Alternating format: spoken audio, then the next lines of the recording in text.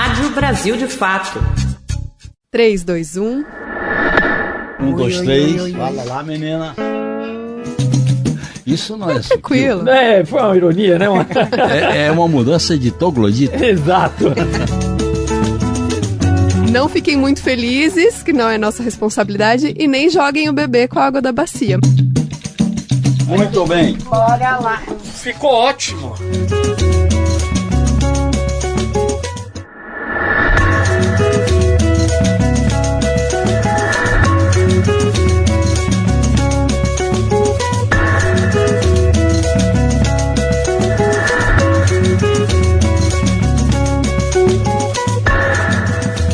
Está começando mais um episódio do 3x4, o podcast de política do Brasil de Fato. Eu sou a Camila Salmásio e aqui ao meu lado, meu colega e jornalista de política do BDF, Igor Carvalho. E aí, Igor? Tudo bem, Camila, chegando para mais uma semana. E também está aqui conosco nosso comentarista, ex-presidente do PT, ex-deputado federal, José Genuíno. Tudo bem? Tudo bem, Igor? Tudo bem, Camila? É um prazer estar aqui com vocês e com a companheira Rose. Já vamos anunciar mais e melhor a professora Rose, mas nessa semana a gente vai falar sobre as eleições municipais de 2024. Para quem não trabalha com política, não é jornalista, parece que está distante ainda, né, esse pleito. Mas a verdade é que a coisa já começou. Os partidos, nesse momento, definem os seus nomes, seus representantes e as alianças que podem alavancar as candidaturas, e por isso o 3x4 se propõe a fazer uma foto, um registro de algumas capitais onde a gente considera que tem disputas e situações consolidadas já e que podem ditar o tom desse pleito em 2024. Bom, as escolhas das capitais que a gente fez aqui no 3x4 foi feita a partir de um levantamento que o Igor fez, nosso repórter de política, e que inclusive já está disponível no nosso site para você acessar, é só ir lá no site brasildefato.com.br e já chama atenção aqui para vocês acompanharem o site do Brasil de Fato, que a gente vai ter muito conteúdo sobre a eleição. E claro, para nos ajudar com essa análise, com esse registro, nós recebemos a cientista política e professora da PUC São Paulo, Rosemary Segurado. Tudo bem, professora? Seja bem-vinda aqui ao 3x4. Obrigada pelo convite, Camila, Igor, Genuíno, um prazer estar aqui mais uma vez com vocês. Professora, então eu já vou começar. Primeiro, uma satisfação recebê-la aqui. Há muitos anos, Camila, eu converso com a professora Rosemary e hoje nos encontramos pela primeira vez. É um prazer recebê-la aqui. Agradeço. Professora, nós temos, em 2020, foram eleitas 4 candidaturas, eu vou colocar uma aspa aqui, progressista, para as capitais, para as 26 capitais, 4 eram progressistas. Uma delas, o JHC, prefeito de Maceió, fez uma mudança sutil, viu, Genuíno? Ele saiu do PSB e foi pro PL. Então, esse ano ele disputa a reeleição pelo PL. Então, nós temos 3 candidaturas. Não é sutil. Como? Isso não é tranquilo. sutil. Foi uma ironia, né? É uma mudança de troglodita. Exato. Então, uma candidatura do PSOL, o Edmilson Rodrigues em Belém, uma do PDT e uma do PSB. O quanto 2020, professora, é fora da curva nessa correlação de forças entre o campo progressista e os conservadores? O quanto 2020 foi fora da curva mesmo ou é uma realidade brasileira? Bom, acho que essa é uma pergunta-chave para, inclusive, vermos como vamos atuar nesse processo eleitoral que se inicia, né? Quando vocês me chamaram para essa pauta, eu fiquei pensando e voltando até um pouco antes de 2020, que é o fato de nós estamos em 2024, certo? 10 anos da Operação Lava Jato. Uhum. Operação Lava Jato, que é um grande divisor de águas na política brasileira, por uma série de questões fundamentais e que, a partir de 2014, nós vamos ter um deslocamento muito grande do debate político e a ascensão do que hoje nós estamos chamando dos grupos da extrema-direita. Então, assim, quando chegamos em 2016, as eleições municipais se dão 1 mês, 40 dias depois do golpe à presidente Dilma Rousseff. Né? Mais ou menos isso. Na época, né, o Partido dos Trabalhadores, para pegar o campo progressista, o Partido dos Trabalhadores perdeu 73% das prefeituras que ele tinha no Brasil. Isso é, enfim, um desdobramento do golpe, a Dilma, e um enfraquecimento muito grande desse campo progressista. Se a senhora me permite, 2016 fez uma capital, que foi Rio Branco. Isso, falei no geral, perfeito. Isso. Uma única capital, né? Então, se nós pegarmos, né, uma série histórica de eleições municipais anteriormente, nós vamos ver que né, a gente na ciência política trabalha muito com gráficos, e o gráfico faz assim para baixo, em 16. Né? Então, esse é o primeiro ponto. Depois disso, obviamente, nós tivemos a continuidade e o aprofundamento do golpe. E aí o governo Temer, uma série de reformas políticas bastante retrógradas do ponto de vista do avanço, né, de algumas conquistas importantes que nós tínhamos. Quando nós chegamos em 2018 nesse cenário, o presidente Lula preso, que era um dos grandes, né, um outro passo do golpe, e aí a eleição do ex-presidente Jair Bolsonaro. Em 2018 nós temos, né, ou seja, estávamos há 4 anos desse início da Operação Lava Jato com todas essas transformações, 4 anos nós pusemos um presidente de extrema-direita. País na esteira, inclusive, para não ir nem muito longe das questões internacionais, mas, obviamente, da eleição de Donald Trump. Inclusive, à época, dizíamos que o Bolsonaro era o Trump tropical, né? Era mais ou menos isso. Então, assim, quando chega em 2019, quer dizer, no primeiro ano do governo Bolsonaro, nós vamos já ter toda a sorte, todo o saco de maldades abertos contra o campo progressista, né? E aí, pandemia, e aí 2020 é isso, quer dizer, a gente vem com este cenário absolutamente desfavorável, né? As campanhas do campo progressista no geral, embora infelizmente isso tenha se arrefecido muito, elas sempre foram campanhas de rua, elas sempre foram campanhas de contato, de diálogo. E aí, obviamente, isso era impossível. No momento da pandemia, chegamos até pensar, vamos ou não vamos fazer as eleições. Claro. As eleições chegaram a ser adiadas por 30 dias, se não me engano. Embora nós tenhamos uma mudança desse cenário, esse cenário ele é uma continuidade de todo esse processo. E aí, chegar em 24, né, com uma mudança, eu acho que a gente, né, não vou falar das eleições de 22, mas ela claro, foi um passo para começarmos a recuperar algumas questões da dinâmica democrática, um passo à extrema-direita ainda é muito forte, temos muito pela frente para enfrentar. Então, o cenário, ele vai ser, para mim, entre 16 e 20, ou seja, há possibilidades e potencial para se ampliar esse campo progressista, mas, obviamente, né, nós vamos ter que ver quais serão os contextos, as alianças, os debates que vão estar colocados aí. Tá? Sim. E é bem legal resgatar esse histórico, porque esse ano a gente tem uma estratégia diferente do PT. Em algumas capitais, ele vem apoiando nomes consolidados, aliados, né? Ao invés de ter candidaturas próprias. Nesse momento a gente tem o PL em 18 capitais, o MDB em 20 capitais e o PT em 13. É o menor número de candidaturas de capitais do PT aí por um longo tempo. Genuíno, você acha que essa estratégia foi correta de apoiar nomes mais consolidados? Isso vai dar bom para o partido? Olha, nós temos que situar a época histórica. A época histórica, taticamente, de 2016 e 2020 foi uma hegemonia violenta, consagradora de uma vitória da extrema-direita em aliança com a velha-direita, porque houve uma aliança da velha-direita com a extrema-direita. Sim. Tanto a partir do golpe, como 2016, como 2020, passando por 2018, que foi um elemento dessa vitória. Então, taticamente, a classe dominante, através do seu braço radical da extrema-direita, ou da direita, entre aspas, ela vai para uma ofensiva. Então nós disputamos uma eleição num quadro de ofensiva e de descenso. Esta eleição agora, ela se dá num outro quadro, porque nós tivemos uma vitória tática em 2022 e não dá para desligar. Por quê?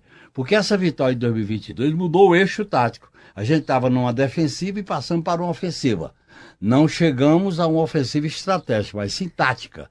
Taticamente, o fato de a gente governar o país e ter derrotado a extrema-direita, e ela está num processo de denúncia, de possibilidade de prisão, de desgaste, e uma radicalização com a crise, porque a crise agora mostrou toda a sua cara, a crise sistêmica, a crise da pandemia, a crise social, a crise cultural, a crise ambiental, a crise das guerras. Então a eleição ela se dá num outro contexto bem diferente. Neste sentido, eu acho que o primeiro objetivo nosso é ganhar a eleição com o polo à esquerda. Tá. Esse é o objetivo. Inclusive, isso vai se materializar em São Paulo, Porto Alegre e outras capitais. Segundo, a velha direita que está numa aliança com o governo Lula, ela pode ser uma possibilidade de segundo turno, não de primeiro turno, na minha visão. Por quê? Porque essa eleição é uma eleição atípica. Nós estamos numa eleição totalmente diferente. Primeiro que ela se dá numa ofensiva da extrema-direita. Segundo, num quadro de crise profunda. Terceiro, uma eleição após o que aconteceu em 2022, após a tentativa de golpe e os processos que estão em curso. E uma eleição que entra num elemento subjetivo muito forte. Tanto no Brasil e no mundo, tudo se discute. Da guerra à transição ecológica, da transição energética à crise social, dos refugiados à guerra em Gaza, da miséria à guerra na Ucrânia. Tudo está em debate. Porque o próprio futuro está em discussão. Então é uma eleição totalmente atípica, singular, que vai ser um desafio para a esquerda como enfrentar essa eleição. E eu acho que o problema principal é no programa. É no programa e fortalecer o polo à esquerda, na minha visão. Acha que programaticamente dá para fazer esse encontro de forças PSB? Bom, em algumas capitais o PT está apoiando o MDB. É possível fazer um discurso uníssono, programático, entre forças que às vezes são meio antagônicas? O próprio PDT hoje tem pontos em que discorda do governo. Que a gente faça uma campanha, em primeiro lugar, com um programa democrático e popular com as forças à esquerda, que vai até a centro-esquerda, como é o caso de algumas capitais. Priorizar isso aí. A aliança com o MDB ou aliança com outros partidos que está no governo, eu acho que tem que ser apenas pontual. Porque essa eleição vai exigir programa. Além de exigir programa, vai exigir que a esquerda diga que veio. Terceiro, não é uma eleição... A de 2016 as pessoas tinham medo de estar com o vermelho e com a estrela. A de 2020 era uma defensiva geral. As pessoas tinham medo de dizer que era do PT. Essa é o contrário. Tem que dizer que veio, tem que mostrar as credenciais e tem que ir para o enfrentamento democrático. Qualquer defensismo pode significar uma derrota política. Rosemary, o Janino está falando aqui da necessidade de ter um encontro programático dessas candidaturas, mas o PT, em algumas capitais, vou citar aqui, Salvador, o PT não deve ter candidato próprio, vai apoiar o Geraldo. Parece que está revertendo. Tá em crise a situação com o MDB lá está em disputa. Mas nunca ganhou, né, uma prefeitura. Não, é muito difícil porque a extrema-direita, a direita do ACM, que é o ACM Neto, tem uma ampla maioria em Salvador consolidada. E o MDB é esse elemento em disputa. O PL aqui em São Paulo vai apoiar o Ricardo Nunes, MDB também. O MDB vai acabar sendo um fiel da balança. Que MDB é esse dessa eleição? É o MDB de sempre, né? Que é de tudo, é de um tudo, né? Como a gente pode dizer. Ele tem essa capacidade, a gente poderia dizer, né, para usar um termo delicado, de se adequando às situações, né? Que na verdade, em muitos casos, é um oportunismo mesmo, né, para poder estar à frente, enfim, né, no caso de uma disputa eleitoral, né? E eu acho que talvez para o MDB seja importante ver como ele vai ficar após esse processo eleitoral, com que forças ele vai conseguir trabalhar, porque assim, me parece que o PL da última eleição, com a explosão de deputados que ele teve, ele tende, embora seja, né, um perfil ideológico, né, à direita, despencando para a extrema-direita, ele tende a disputar esse lugar que sempre foi do MDB. De compor aqui, compor ali, compor lá, né? De ser esse fiel da balança para esse outro campo. Então o MDB também deve estar de olho nessa situação. O que, na verdade, coloca, e eu acho isso muito importante, quando o Genuíno traz a questão programática. Porque, assim, nós vamos discutir kit gay, ou nós vamos, né, nos deixar levar a discutir isso, ou nós vamos discutir a reforma do ensino médio, né, a nossa precariedade de creches, estou falando, pegando o eixo da educação. Se você entra colocando como pauta programa, você já bloqueia essa pauta que é para desviar o debate político. A extrema-direita é para... Então, quando ela põe costumes, além de querer arregimentar o seu campo e manter aquela base mais conservadora fiel, ela desloca o debate da política pública, porque ela não faz, esse debate não interessa a ela, obviamente, mas nos interessa. Então, quando o Genuíno fala programa, e um programa mais para o campo progressista, é porque aí a gente demarca e delimita. É isso que nós temos que discutir. Mas é também, né, professora, para trazer... Isso! Porque há na realidade brasileira um movimento social forte, que é o movimento social das mulheres, o movimento social da comunidade LGBT, que é mais, o movimento social da luta contra o racismo.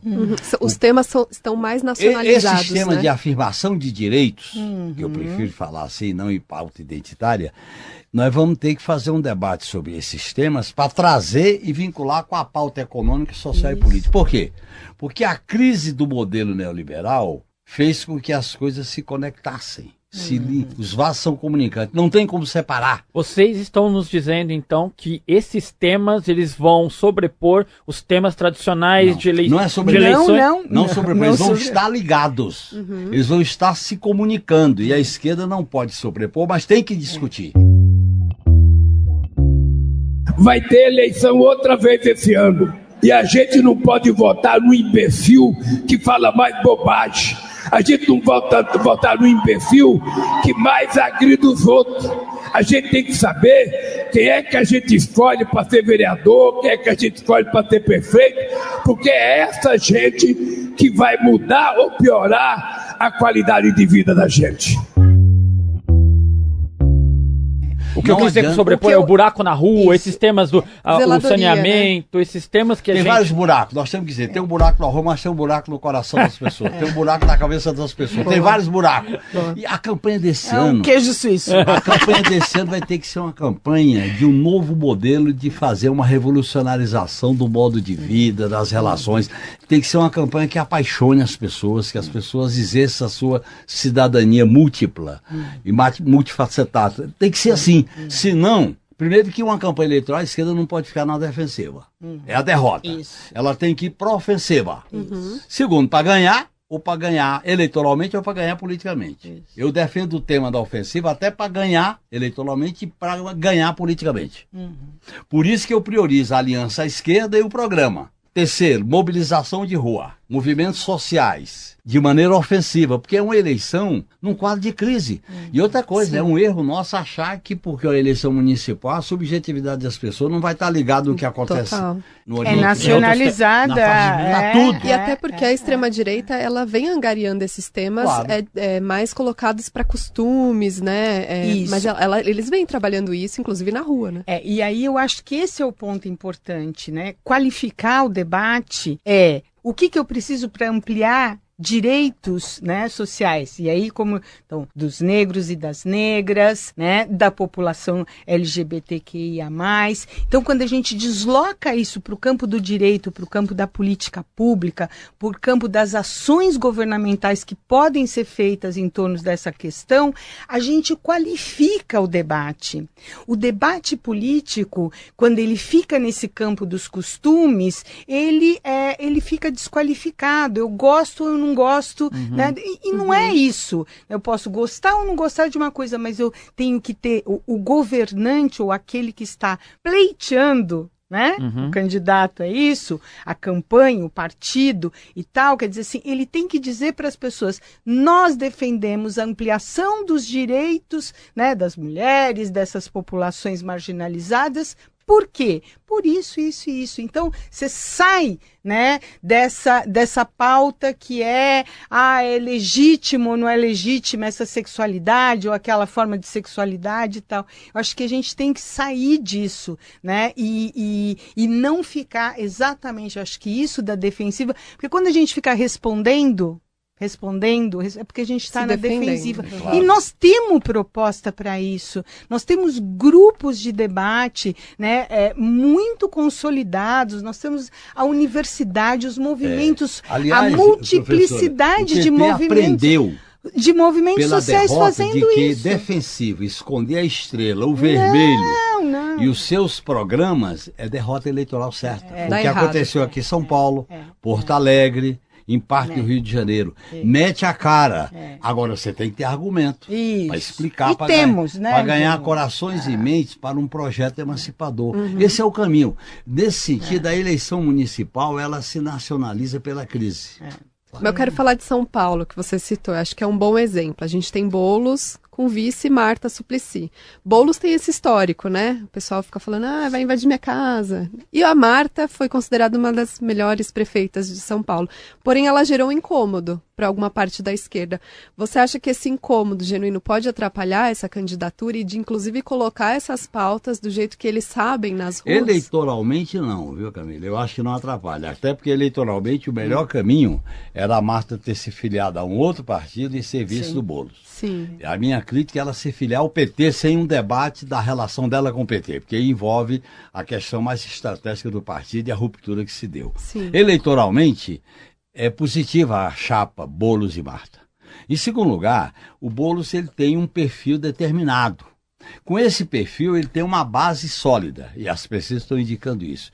O problema é como ampliar. Essa ampliação vai depender do debate. Por exemplo, debate aqui em São Paulo sobre segurança pública vai ser muito profundo por causa do governador e da política de matar. Cracolândia. O debate sobre as privatizações aqui em São Paulo vai por causa da Sabesp. E o cemitério. Os cemitérios. O debate sobre o modelo de cidade, porque existe uma questão estratégica que é o neoliberalismo, que é o modelo de cidade. A cidade não pode ser um modelo privado, tem que ser um modelo público. Cidade para o capital, né? Claro. Então, esses debates vai ser muito interessante. Qual vai ser o dilema nosso? O dilema nosso é fazer uma campanha que seja alegre, combativa, esperançosa e fale de futuro, no âmbito de uma eleição municipal. Agora, a eleição em São Paulo, Camila, ela sempre teve uma repercussão nacional muito grande. Eu vivi a da Luiza Erundina, que foi antecipou a do Lula em 89. Eu vivi a da Marta Suplicy, que antecipou o Lula em 2002. E eu vivi a do Haddad, que o Lula elegeu e foi fundamental para consolidar o prestígio dele. Era diferente. A Marta alavancou o Lula em 2002, a Luiza Erundina alavancou em 89, e o Lula alavancou o Haddad. Era um ilustre desconhecido e foi eleito prefeito. Então a eleição em São Paulo, ela tem um significado, nós vamos ter que saber diferenciar o que é significado do que é a essência de uma eleição.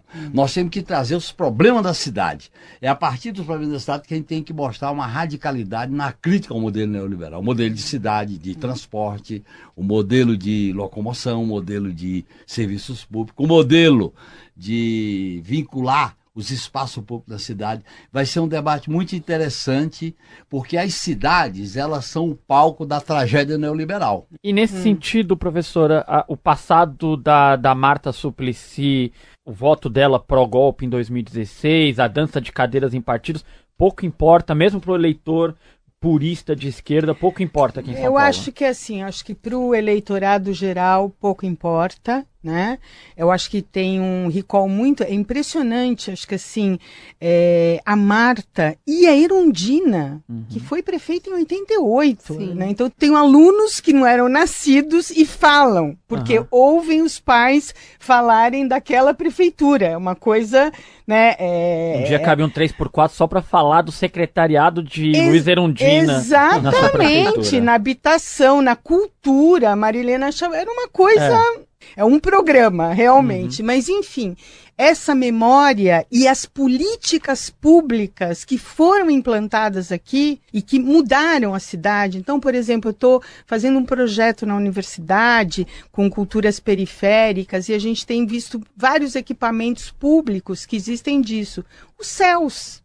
Que foi uma política criada pela Marta, né? E que ainda tem uma vitalidade muito grande dependendo da região que ele está. Os corredores de ônibus, quer dizer, o bilhete único, né? Então, tem várias políticas... As pessoas esquecem um programa que eu acompanhei muito com a Marta, que foi depois gerou Ponto de Cultura. Ela instalou Ponto de Cultura na periferia de São Paulo, para a juventude ter acesso à internet. Exatamente. Os telecentros?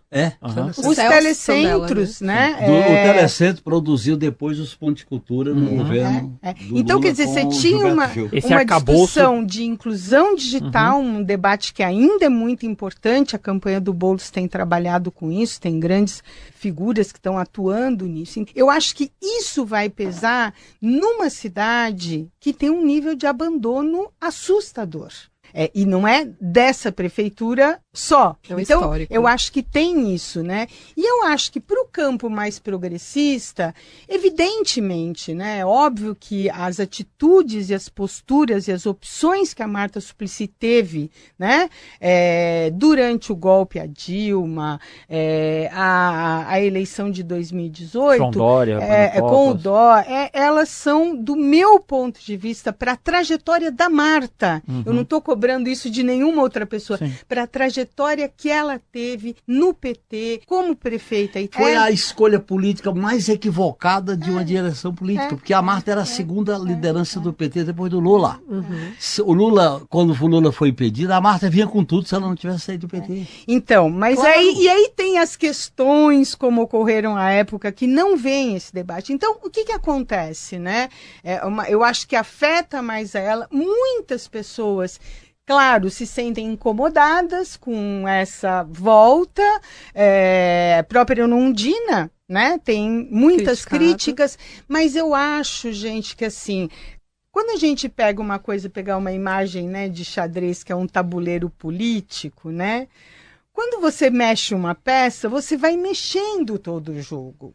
Então, assim, eu me lembro que em 2022, quando alguém me disse o Alckmin vai ser vice do Lula, eu quase caí da cadeira e falei assim, não vou votar, como assim? Apanhei muito da polícia do Alckmin, né?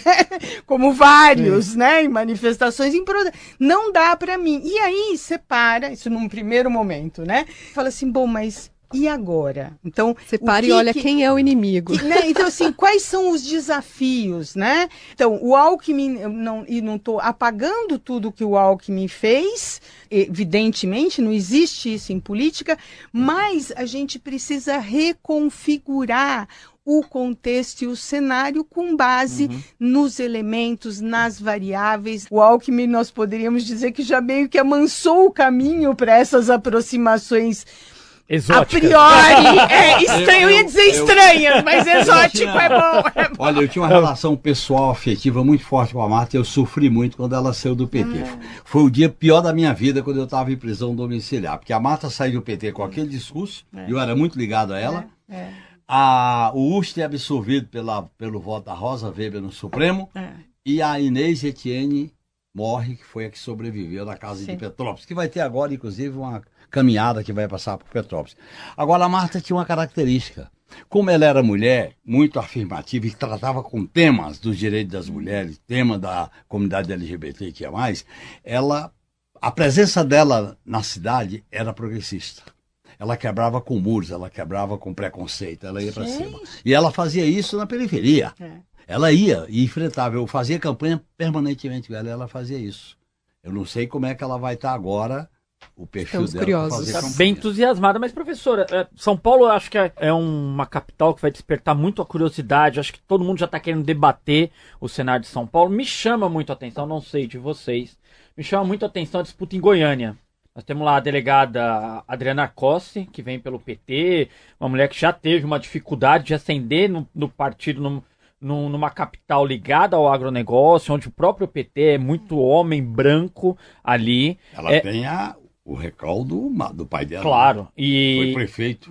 No auge da ascensão do PT, da Sarkozy. Darcy, que era ótimo. E ela vai enfrentar 2 bolsonaristas de primeira fileira, que é o senador Vanderlan Cardoso e o deputado federal Gustavo Gayer. São 2 bolsonaristas que devem dividir um voto ali. Ela aparece nas pesquisas os 3 muito próximos. É mais um embate nas capitais entre um candidato extremamente ligado ao Lula e um extremamente ligado ao Bolsonaro. Para além dos temas que vocês já trouxeram aqui, o quanto essa rivalidade, essa polarização Lula-Bolsonaro deve aparecer nas eleições desse ano? Eu acho que não, já está aparecendo, né? Já está colocado. E esse é o contexto que nós temos. Eu acho que assim é interessante. Em algumas capitais vai aparecer mais, né? E eu acho que assim é bem interessante a gente pensar que pelo menos é diferente da eleição de 2018. A grande imprensa ficava o tempo todo falando a gente precisa de uma candidatura de centro, quando o mundo está polarizado. O fenômeno que nós temos de polarização no Brasil... O centro se evaporou. Ele é um fenômeno que se verifica em muitos lugares. Né? Isso tem toda uma questão geopolítica global que não vem ao caso aqui. Esse é um contexto atual. E nesse contexto atual, né, assim, o centro se evaporou e até mesmo porque, né, Genuíno, para a gente fazer uma pontuação importante, porque muito do centro que se evaporou não era centro, né? Era direita, né? Era a ultradireita, não. Envergonhada. Era a direita envergonhada, que se pousava de centro, volto a dizer, o tabuleiro político permitia essa identificação. Agora não permite mais. Quer dizer assim, então você chega, quando você vai para uma conversa e fala 8 de janeiro, os ataques que nós tivemos às instituições democráticas. Você é a favor ou contra? Não vai ter veja bem, não tem como. E isso para muitos outros temas que nós estamos passando. Então, inclusive eu acho que a Lava Jato, ela nos trouxe muito uma coisa que era uma pauta que é ótima. Até o Marx fala isso, né, na obra dele, assim, as classes médias adoram esses temas que, assim, não, a corrupção, que não afeta, né, quem é a favor da corrupção? Ninguém, né? Mas, assim, quem são os corruptos, etc, etc. Então, essas pautas que se unificava ou aproximava, pelo menos, gregos e troianos, elas não existem mais. É muito demarcado neste sentido. E eu queria chamar a atenção que, para além de uma polarização política dos temas e essas questões que a gente falou um pouco, costumes, direitos sociais, é direito, é privilégio, né? Porque tem muito esse debate por conta de um imaginário e de uma forma como o neoliberalismo entrou nas subjetividades das pessoas. Então, meritocracia, eu sempre falo isso para os meus alunos, eu acredito em meritocracia quando temos oportunidades. Se não tem uma oportunidade, isso é falácia, mentira. Não existe isso, né? Por isso que tem que ter política pública para uma série de questões. Então, quando a gente coloca o debate nesse campo, eu acho que isso é importante para a gente dizer assim, posicione-se em relação a exatamente essa questão, né? E esse debate já está presente e vai estar. Obviamente, acho que a gente tem um cenário que ele está, como é que eu posso dizer, alterando muito rapidamente por conta dos processos que estão sendo tanto do Bolsonaro quanto de todos os que estiveram envolvidos nos atos antidemocráticos e uma série de outras questões. Então, isso também, durante o processo eleitoral, vai ter situações. Então, anteontem, Bolsonaro foi denunciado, certo? Isso já muda e mexe o cenário. Sim, então, outras questões virão e aí vai colocar de novo, né, de que lado você está. Porque, assim, aqui não tem, né, neutralidade nem que se queira, né? Você pode até, mas não dá. E tem uma cerejinha nesse bolo da polarização, que é uma possível prisão do Bolsonaro, que está aí, né, circulando, e que, dependendo dos termos que vão se dar, ela pode ou alavancar as candidaturas do PL, né, os que estão se valendo dessa figura, ou afundar de vez. E aí, Genuíno? Prisão do Bolsonaro, vai acontecer? Veja bem, o Bolsonaro tem uma travessia delicada. Entre a denúncia, a condenação e a prisão é uma travessia desgastante. Sim. Agora, isso vai acontecer no ano da eleição de 2024, tudo indica. E ela já começou. Nós temos que levar em conta que há um pensamento de direita que se consolidou no país e ele vai se expressar na eleição. Ou pela a ideia da vítima, ou pela ideia de buscar lideranças alternativas para representar o que representa Bolsonaro. Porque o Bolsonaro é uma figura típica, exótica, meio covardão, como o Lula falou, mas ele traz um purão e dá expressão a esse purão. Eu acho que isso vai estar presente na eleição. Porque a radicalização entre a esquerda e a extrema-direita é a principal vertente do período histórico que nós vamos viver. Isso não vai sair agora. Tem eleição nos Estados Unidos. Vai ter algumas eleições fora daqui, como teve em Portugal. Uruguai vai ter. Uruguai, etc. Então, eu acho que nós vamos ter uma eleição muito politizada. O grande problema é fazer uma eleição politizada que não esconda os problemas das cidades. Nem dá para você cair no administrativismo, nem dá para você fugir dos temas concretos da cidade. É fazer o link, fazer a conexão. Mas a prisão do Bolsonaro, se isso torna Marte... Vamos imaginar um cenário. Bolsonaro preso em julho, às portas da eleição. Isso alavanca candidaturas ou isso derruba candidaturas próximas a ele? Eu acho que enfraquece politicamente a candidatura. Enfraquece politicamente. Porque não vamos ver então um cenário parecido do que foi a prisão do Lula, que alavancou. Alavancou porque havia um movimento de ampla solidariedade política e social e não havia fatos contundentes. A própria condução coercitiva do Lula e a prisão se deu em cima de uma ilegalidade, de fatos concretos. O que está acontecendo no caso Bolsonaro? Eu acho que nesse sentido a Polícia Federal e o Alexandre estão agindo corretamente. É buscar uma legitimação, uma argumentação, uma consistência para que fique claro para a população. Até chegar o momento que alguém vai falar, não vai prender? Por exemplo, uma coisa é você dizer que o cara houve uma tentativa de golpe. Outra coisa, quando você bota, olha bem, cartão de vacinação, joia, depois vem golpe, é muita coisa. Minuta do golpe. Minuta de golpe, vai desmontando. Porque quando você fala minuta do golpe, ele pode dizer que é disputa política. Agora você fala cartão de vacina e joia. E as tramóias que aconteciam ali, e eles falando entre si, eu acho que ele vai ter uma derrota política. Agora, não é uma derrota de fim de linha, é uma derrota de um enfraquecimento. Aí é que a esquerda tem que ter muita clareza de como fazer uma campanha politizada, mas dando conta dos problemas da cidade. Professora, prejudica então essas candidaturas do entorno do Bolsonaro? Eu acho que sim, porque inclusive essa é uma... a gente vê aqui por São Paulo, por exemplo, né? Então, o atual prefeito, ele, óbvio, queria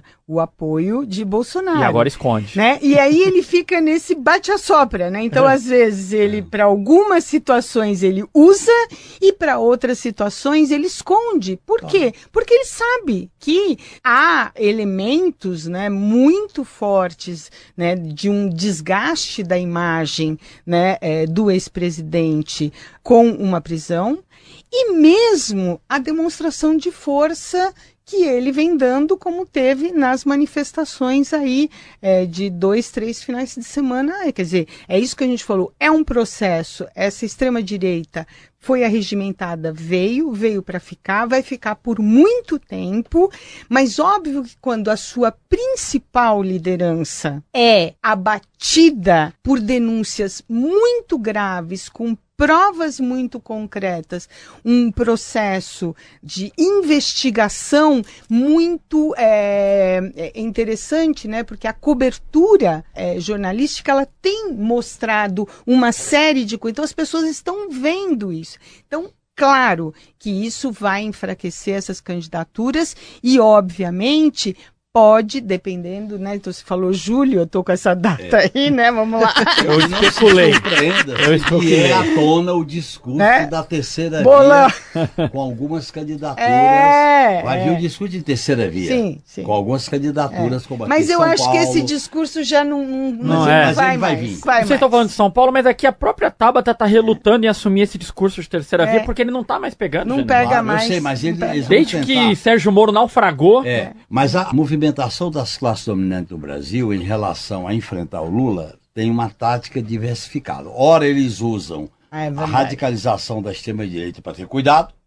Ora, eles tentam botar uma direita civilizada, entre aspas, para ser uma espécie de enfeite no bolo. É uma coisa muito complicada, porque essa eleição, ela não é uma eleição normal. Não. É uma eleição atípica.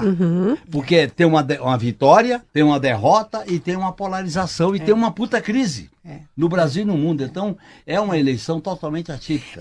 E eu acho que é por isso que quando eu comecei, Genuíno, comecei justamente voltando a 2014 com a Lava Jato, né? Quer dizer, assim, se nós fôssemos pegar, óbvio que era uma eleição nacional, não é nem isso, mas assim, o debate político que estava colocado ali, de lá para cá, é completamente outro. Nós não tínhamos nem de longe a polarização nossa que era, né, entre PT e PSDB. Essa era a polarização, né, que existia, digamos assim, naquele momento. O PSDB desapareceu. Aliás, hoje eu ouvi que há quem queira que o PSDB lance candidato em São Paulo. Eu falei, nossa, não sei nem o que dizer sobre isso. Calma, amigos, calma. Nem o próprio PSDB quer, os vereadores do PSDB em São Paulo estão saindo do partido. Estão saindo. Isso é uma conversa do Leite, né, que vem falando, acho que... Então, assim, quer dizer assim, foi absolutamente, não só nacionalmente, mas, e aí São Paulo vale a pena a gente chamar atenção para isso, né, porque o berço político mais forte do PSDB sempre foi o estado de São Paulo, e aí a gente vê que interessante, né, porque assim, ele foi substituído pela extrema-direita bolsonarista. Em 2004 o PT tinha 9 capitais e o PSDB 7 capitais. Tem muita coisa pra gente discutir ainda, mas eu vou fazer um pequeno intervalo para fazer nosso merchan, né? Esse ano, 2024, ainda mais é importante que as pessoas apoiem o Brasil de Fato para que a gente continue levando conteúdos e informações que a imprensa comercial não tem interesse. Acho que o 3x4 é um desses conteúdos que o Brasil de Fato faz e que precisa muito da ajuda de todos. Então, para apoiar esse jornalismo independente, continuar fazendo esse jornalismo popular, é só você acessar o apoia.c/Brasil de Fato e apoiar a comunicação popular. Quem apoia tem lembranças muito bacanas, descontos em vários parceiros, então não fique de fora, vamos fazer essa eleição ser mais equilibrada do ponto de vista da imprensa também, né, que a gente possa falar mais coisas e ter análise aí de outros pontos de vista, que eu acho que isso é super importante e interessante como sociedade.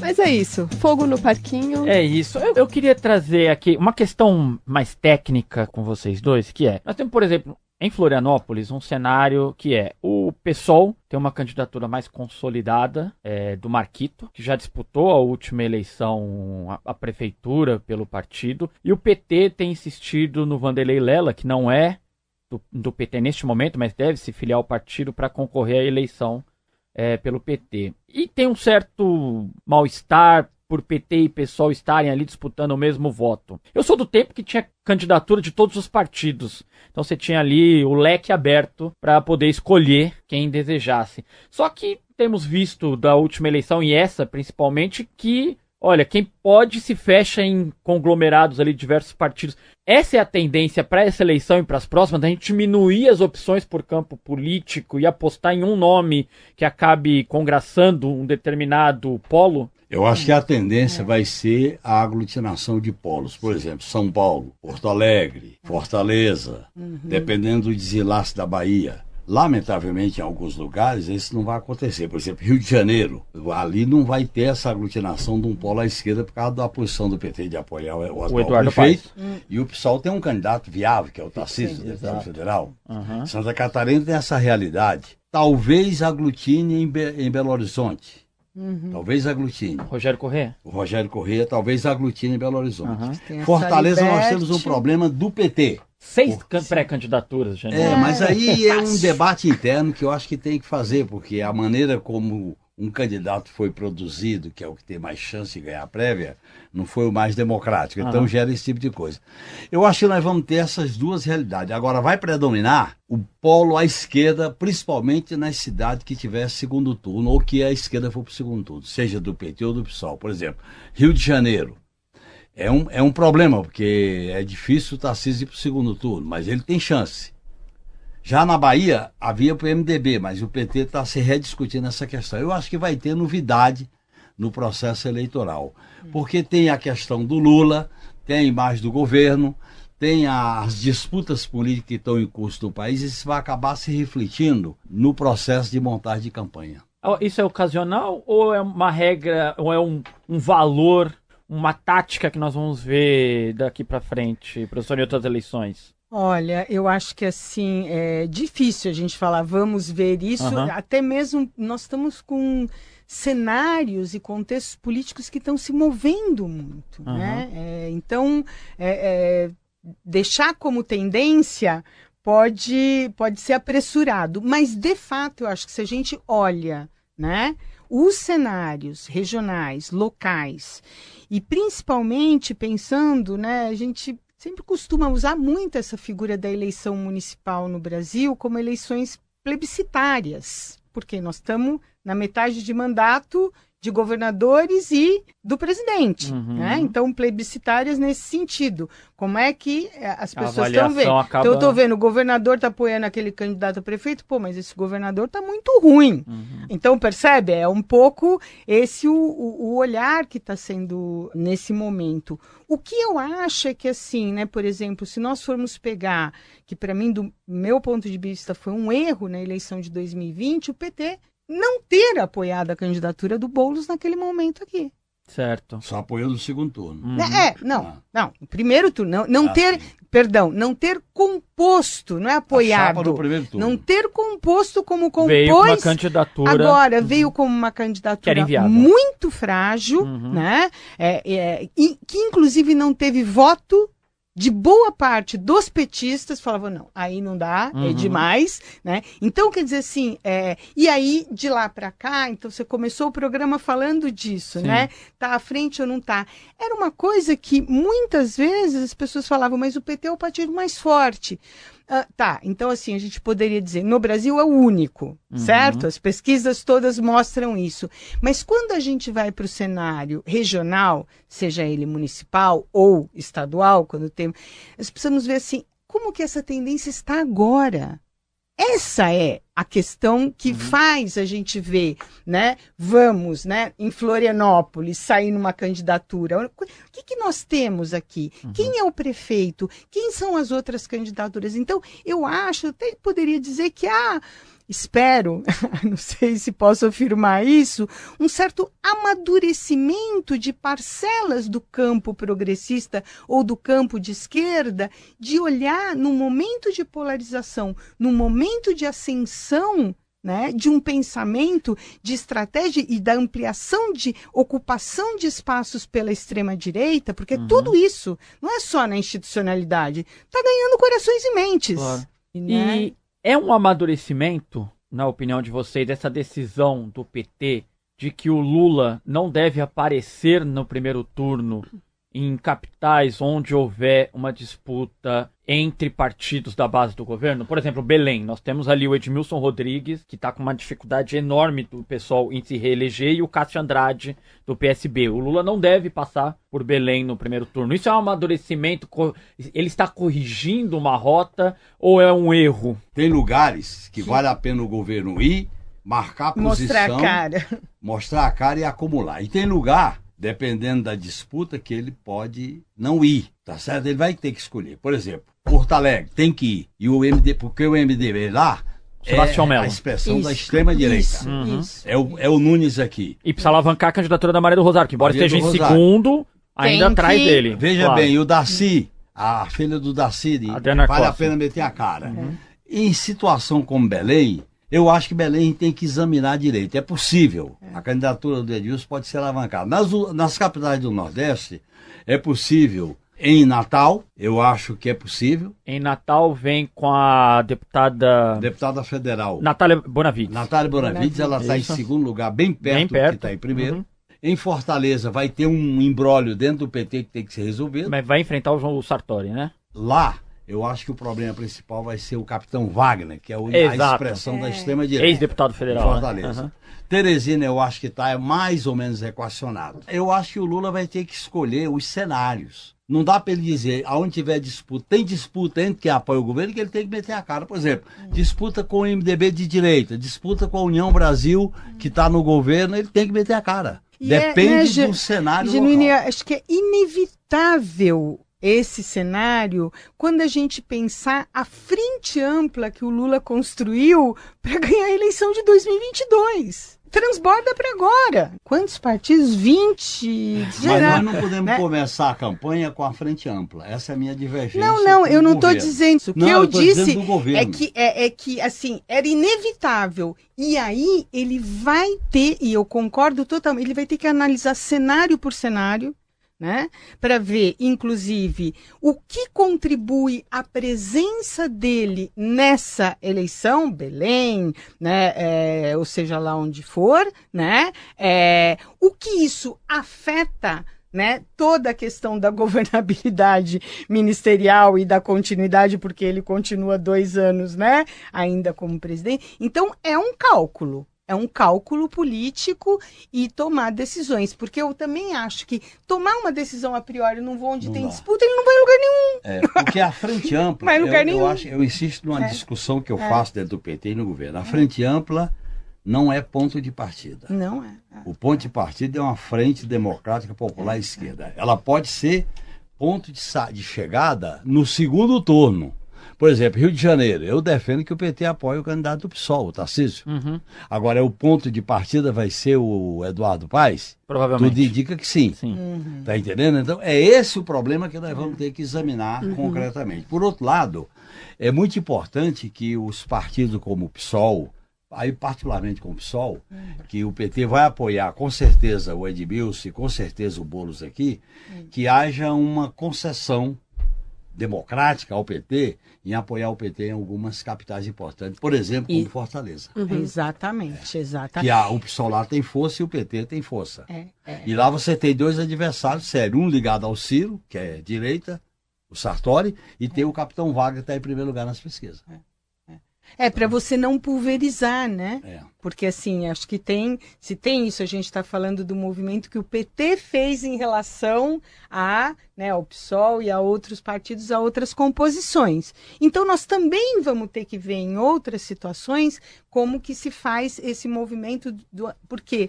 Porque os desafios políticos que nós temos, ele é de um campo progressista, ele é de um campo, né, de esquerda progressista. Se a gente não entender isso, que vai ter momentos, né, que nós vamos ter que fazer esse tipo de articulação, esse tipo de aproximação, é um cenário, né, bem preocupante. Com um agravante, professora. Para a esquerda, uma campanha eleitoral não é apenas uma formalidade de apoio. Não. Tem que mexer com a essência, com a estrutura, com as pessoas para se jogar na campanha. Você só ganha uma campanha se ela for apaixonante, se ela for alegre, se ela for entusiasmada. Você não faz uma campanha só pela formalidade dos apoios. Isso não resolve. Tá vendo, Camila Salmado? Faltam 7 meses para a eleição. A gente poderíamos ter 3 horas de programa aqui. Não, sem dúvidas a gente volta nesse tema, né? Mas diante do retrato que a gente fez hoje aqui nessa análise no 3x4, dá para dizer que a esquerda pode virar esse jogo? E já faço essa pergunta com aquele disclaimer, assim, do tipo, ao persistirem os sintomas, o médico deverá ser consultado, do tipo, não fiquem muito felizes, que não é nossa responsabilidade, e nem joguem o bebê com a água da bacia. Mas e aí, dá para virar esse jogo, Genuíno? Nem tanto ao céu, nem tanto à terra. O PT vai ter, o PT e a esquerda vai ter um resultado médio. Não vai ser um estouro da boiada como foi em 2004. Em 2004 eu estava na presidência do PT e nós montamos uma tática para ganhar a eleição. E ganhamos. 9 capitais, não é brincadeira. E capitais como Belo Horizonte, Recife, São Paulo, que fomos para o segundo turno, Porto Alegre e tal. O problema, por isso que veio o mensalão. Quando os caras viram a vitória do PT em 2004... Vamos barrar essa gente. Tem que barrar essa gente, aí ver o mensalão. Eu acho que não vai ser essa vitória. Eu acho que nós vamos ter um resultado melhor do que 2020, o que já é muito importante. Agora, nós temos que ter um jeito. Fazer um milagre, tirar leite das pedras para ganhar a eleição em São Paulo, porque a eleição em São Paulo dá a tônica da eleição nacional. Isso é fundamental e é estratégico. Eu queria dizer, eu acho que a gente está numa fase de recuperação, né? De um campo que foi... quase dizimado. Né? Foi. Eu ia falar implodido, mas assim, acho que dizimado atende melhor, né? Então, assim, e claro que é uma recuperação ainda num contexto de muitos problemas e muitas fragilidades. Eu não preciso voltar ao que foi o resultado das eleições presidenciais de 2022, certo? Teve muito dinheiro, teve muito tudo, mas teve mostra um pouco o tamanho do desafio. Então, essa eu acho que é a primeira coisa.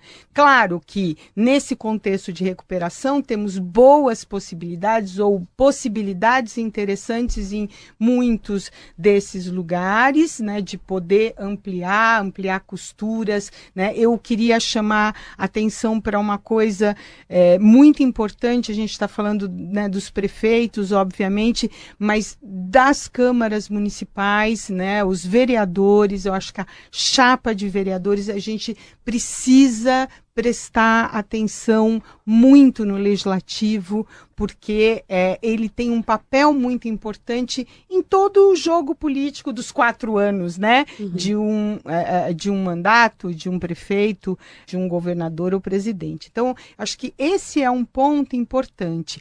Agora, eu acho que as possibilidades, inclusive pelos partidos e pelas coligações que estão sendo dadas, elas vão ter que ser analisadas com base nos resultados políticos que ela pode nos trazer depois. Então, quando o Genuíno fala dessa coisa de São Paulo, eu concordo totalmente.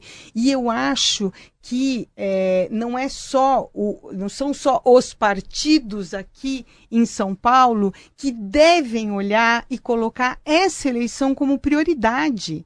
Essa eleição é uma prioridade nacional para o PT, para o PSOL e para todo o campo progressista. E aí ela deve ser tratada como tal, do ponto de vista de quadros políticos para atuar, em toda a elaboração de estratégias, etc. E eu acho que tem chances, mas eu queria chamar a atenção, assim, não vai ser um passeio. Quanto mais chances a gente tem, mais vidraça a gente é. E as bombas, porque não é pedra. Aqui o jogo é bruto, né? As bombas, os canhões, todos estarão voltados para cá. Por isso que eu estou chamando de um cenário de recuperação, né? E acho que pode ser importante ganhar politicamente e ampliar para se recompor bases políticas que já foram próximas, né, desse campo democrático popular, PT, PSOL, etc. Eleição não é bolinho, né, Igor? Não é. Bom, para a gente encerrar esse 3x4, que tem pano para manga, só dizer aos nossos ouvintes que acompanhem a nossa cobertura no site brasildefato.com.br. A gente vai voltar nesse tema com certeza aqui no 3x4, né? As eleições é um dos temas principais desse ano para a gente, então nos acompanhem. Mas antes da gente encerrar esse episódio, tem as nossas tradicionais dicas culturais. Vou começar com a Rosemary. Quero saber o que você trouxe aqui pra gente de indicação hoje. Olha, eu trouxe uma exposição muito interessante no Instituto Moreira Salles, que fica no final da Avenida Paulista. Ela se chama Pequenas Áfricas, o rio que o samba inventou. E é muito interessante porque ela recupera a história do samba no começo do século XX, entre 1910, 1930, 40, com objetos, com vídeos, com fotos, né, mostrando interessantíssimo o papel de muitas mulheres importantes no samba também, já naquele momento. É uma exposição totalmente gratuita, o espaço é maravilhoso e eu recomendo muito. Eu fui 2 vezes ver essa exposição, acho que vale muito a pena. Para os amantes do samba, a gente também acabou de fazer um podcast que chama Memórias de Batuque, que é sobre o samba paulistano, essa construção do samba paulistano. Acho que tem tudo a ver aí. Então vão na exposição, ouçam o podcast também. E a sua dica preciosa? Olha, a minha dica é uma experiência muito rica que eu vivi no sábado pela manhã. Eu passei a manhã inteira de sábado na zona leste de São Paulo e tenho aqui 2 narrativas de militantes, companheiros da minha geração, companheiros da geração bem do funk, do hip hop, numa espécie de fórum social da Zona Leste. E eles produziram aqui as narrativas que são registros importantes dessas pessoas. E esse registro que está aqui, Frente Democrática de Hermelino Matarazzo, que pega a Zona Leste, boa parte ali de São Miguel. E foi muito interessante que foi o ingresso, a participação da juventude. E a importância daquela manifestação a manhã inteira, num trabalho antigo que é do Padre Ticão. O Padre Ticão faleceu, mas a continuidade do trabalho dele está mantida. Eu fiquei lá a manhã inteira, fui fazer uma palestra junto com o Rudá, que nós tivemos aqui no 3x4, e foi muito interessante. E como esses 2 livros, que são documentos importantes sobre a experiência dele, que são narrativas concretas de uma militância social e política na Zona Leste. Toda a experiência deles na construção da USP da Zona Leste, do campus da Universidade Paulista, da Universidade Federal da Zona Leste, dos centros de tecnologia da Zona Leste, foi muito interessante. E só para terminar, a riqueza que foi a exposição dos grupos das lideranças de funk, mostrando como vai lá no fundo da periferia. No fundo mesmo, aí é purão da periferia, com a vontade de exercer a cidadania de maneira muito ampla e profunda. Quer dizer o nome dos livros? Isso, para quem quer se aprofundar. Frente Democrática de Hermelino Matarazzo. Aí tem Democracia, Crise. Veja bem, Travamento das Lutas Populares em Defesa do Estado de Direito. E esses aqui são narrativas de uma Zona Leste, que são 100 registros de militantes da Zona Leste, desse trabalho que vem de décadas e décadas. Inclusive chama o Fórum Social Zona Leste, que é um resgate do trabalho do Padre Ticão. Grande Padre Ticão. E essas iniciativas são muito potentes, né? A gente olha agora, pode parecer muito centralizada ali, regionalizada, mas ela tem uma potência, inclusive para a história futura, né? Então esses livros valem a pena mesmo. Igor, qual que é a sua dica hoje? Eu vou já pedir desculpa a quem nos escuta, porque acabou ficando um conjunto de dicas culturais muito de São Paulo, mas eu vou indicar a peça Parto Pavilhão, dirigido por Naruna Costa.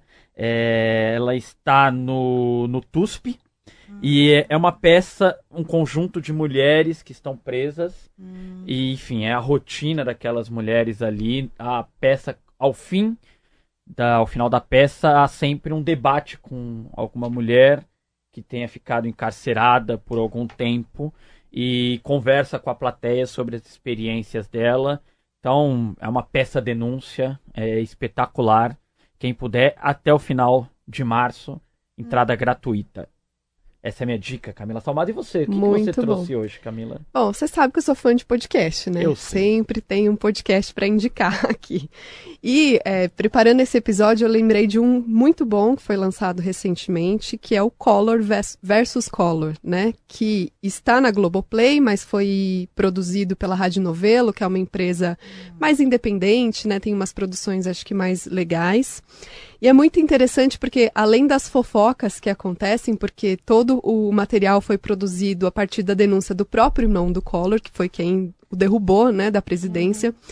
Mas tem um registro histórico muito legal e de como o Collor foi construído, como essa figura foi construída e como ele chegou até aqui, que vale muito a pena, né? Para quem gosta de fofoca, vale muito a pena também. Vale tem a demais. disputa. Fofoca, esse podcast é pura fofoca. É muito bom, assim, a narrativa ficou muito, muito legal.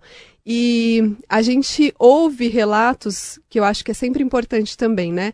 Olhar para a história de outros pontos de vista. E esse podcast nos dá isso, porque os relatos eles estavam em fitas gravadas pela Dora Kramer lá naquela época, que o irmão, a esposa do irmão, tinham gravado porque eles pediram para ela escrever um livro sobre aquele momento, e essas fitas estavam guardadas na gaveta da Dora. E agora se tornou esse podcast com muitos relatos interessantes, com fragmentos daquela história que a gente até então não tinha daquele jeito. Então acho que vale a pena ouvir Collor versus Collor.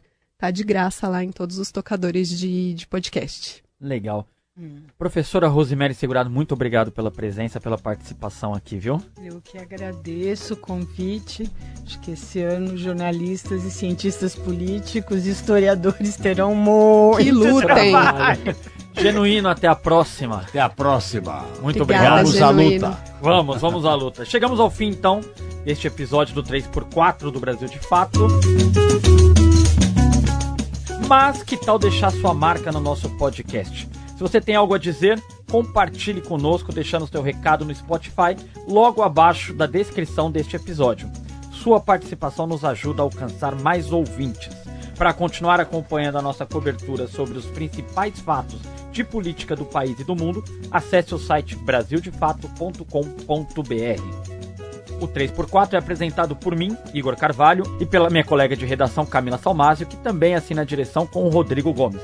Nossos comentaristas são João Pedro Stedley e José Genuíno. A produção e roteiro de Letícia Holanda. A trilha sonora original é da Alejandra Luciani. A edição e sonorização é de Lua Gattinoni. Nosso cinegrafista é Vitor Shimomura. E a identidade visual é de Michael Gonçalves e de Nazura Santos. No Brasil de Fato, a coordenação de rádio e TV é da Muniz e Ravena. A direção de jornalismo é da Nina Fidelis. Até mais.